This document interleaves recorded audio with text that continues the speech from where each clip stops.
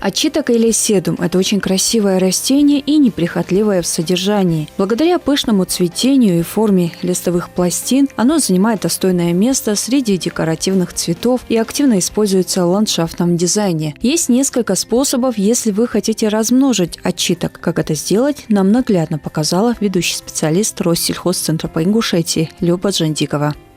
Самый простой способ – это деление куста. Если, конечно, растение у вас уже есть в саду, то есть вы просто выкапываете имеющийся корень и делите его. То есть пересаживаете разделенную часть корня и тем самым размножаете.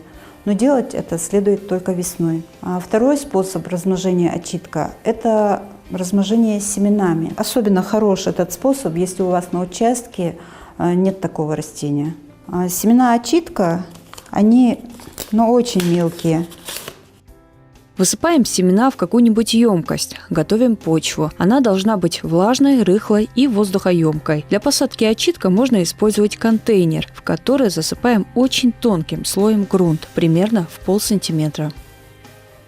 Дезинфицируем с применением перманганата калия, слегка так, пульверизатора. Дезинфицируем хорошо наш грунт, так как семена продезинфицировать у нас не получится в силу их размеров. Слегка уплотняю наш грунт, чтобы семена не провалились. Далее начинаем сажать семена. Можно пересыпать их на белый лист бумаги. Так мы будем лучше видеть их, и это облегчит нашу задачу. После того, как вы рассыпали семенной материал, нужно снова придавить почву. Опрыскивать я их не буду, так как грунт у нас и так увлажненный, продезинфицированный.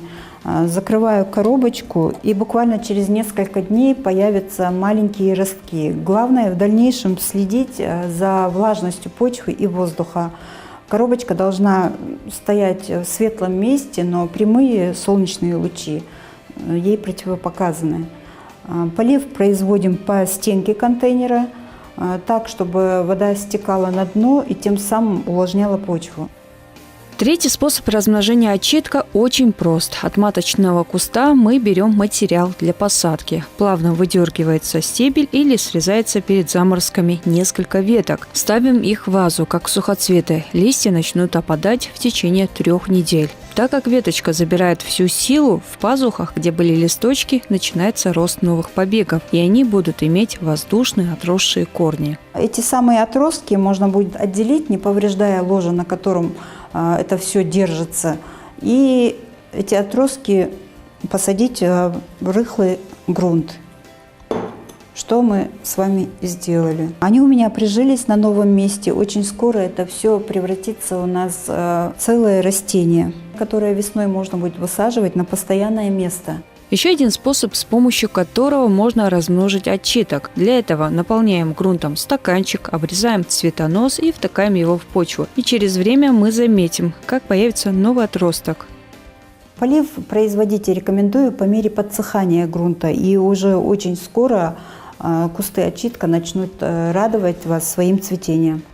Воспользовавшись такими несложными способами, вы вскоре увеличите свою коллекцию комнатных цветов, а можете внести изюминку в свой ландшафт дома или садовый участок.